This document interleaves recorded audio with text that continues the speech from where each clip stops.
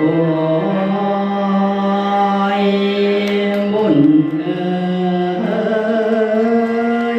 บุญผู้ขาดเลยน้อสงสารจงไปเป็นหนทางให้ผู้ขาได้เที่ยวตายระยะมีบาปมาเลียนเข็นระยะมีเว้นมาเลียนต้องให้นำกลุ่มแม่นเลี้ยงนำให้นำกลุ่มแม่นเลี้ยงนำน้อ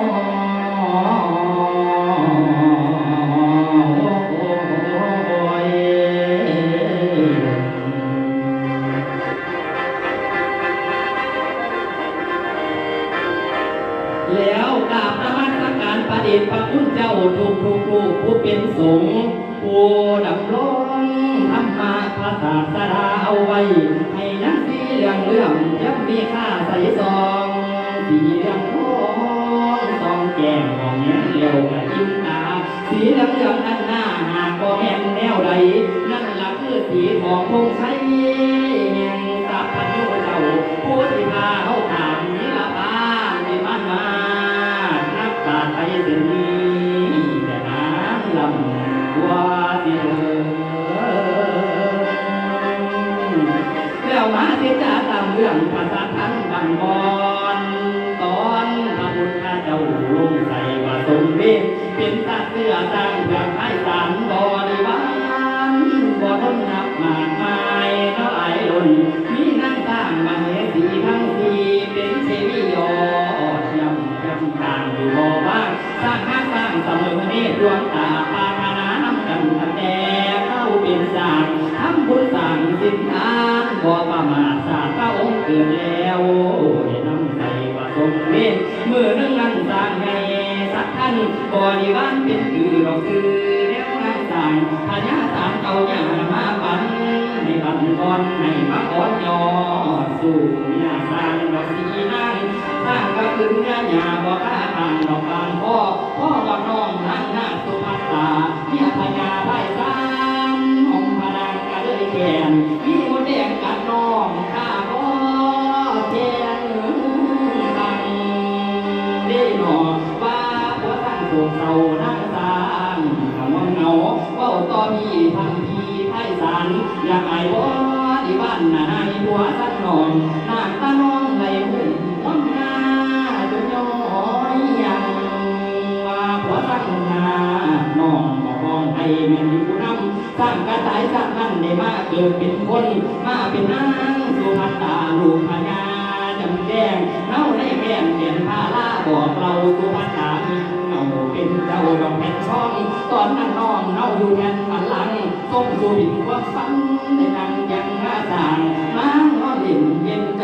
เดี่ยวกับวันอาทิตย์ควรพ่อป้าพนางตากระดึงมาก็ให้ทักวันป้าวันบอลตอนนั่งฝันบ่ได้นอนเตียงหน้า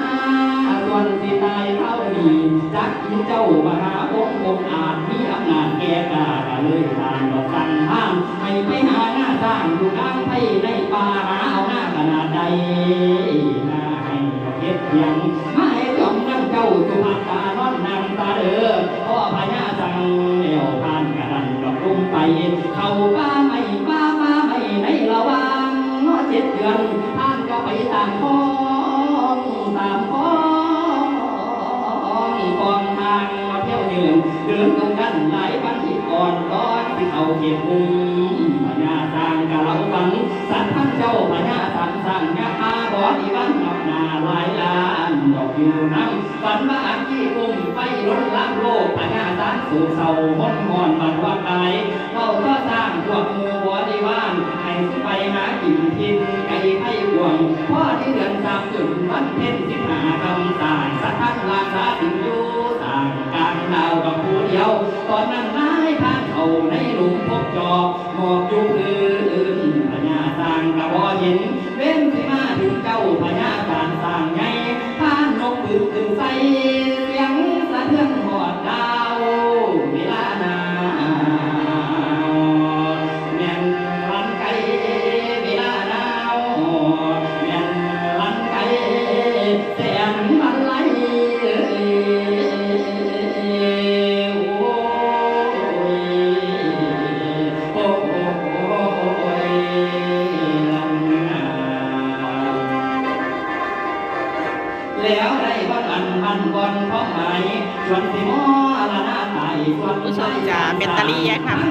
ได้นี่ค่ะเหลือ5%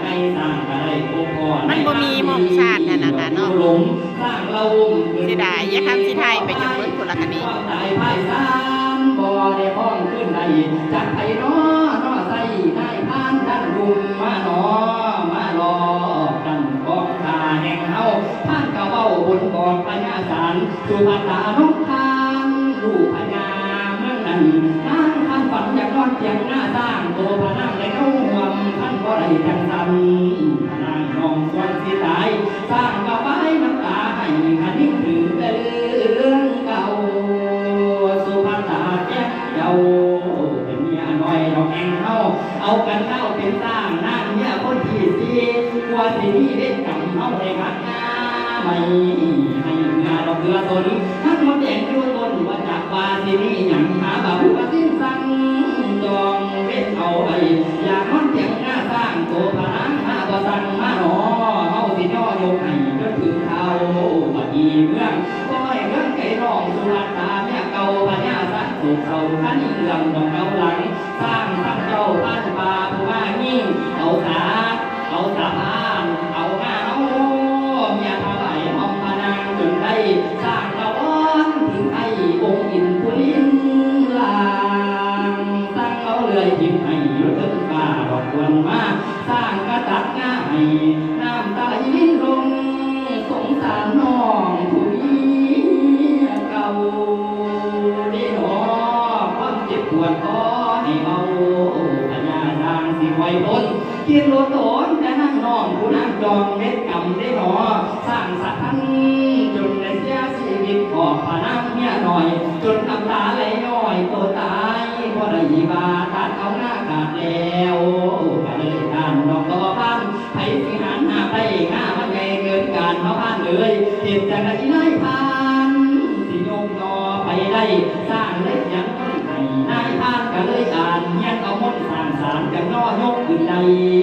งาสร้างกระจังเอาสร้างกระเบ้าบนบอกนายพานบอกข้าหน้าไพศาลทรงมาถวายน้องสุภัตตานอนห้องกันนิ่งไทยผู้ไต่เก่าเนื้อหน้าผัวเก่านานอนแต่เป็นสร้างได้ความนางสร้างเอามาถวายให้สุภัตตาได้ดิ่งลำพร้อมทักทับปากเบาพญาสร้างได้สุขมาเสียน้ำตาแต่นั่งให้เสียชีวังพร้อมท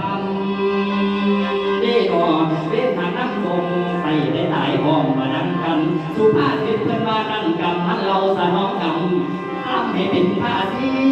คิดให้ดีในเรื่องมานี่ก่อนล่ำคือผู้ขาอดล่ำไปให้มันมวนเป็นภาษิตล้วนสมควรให้แม่นหินตองสมควรให้แม่นหินตองเหลืองคือทองเลยโอ้ยโอ้ย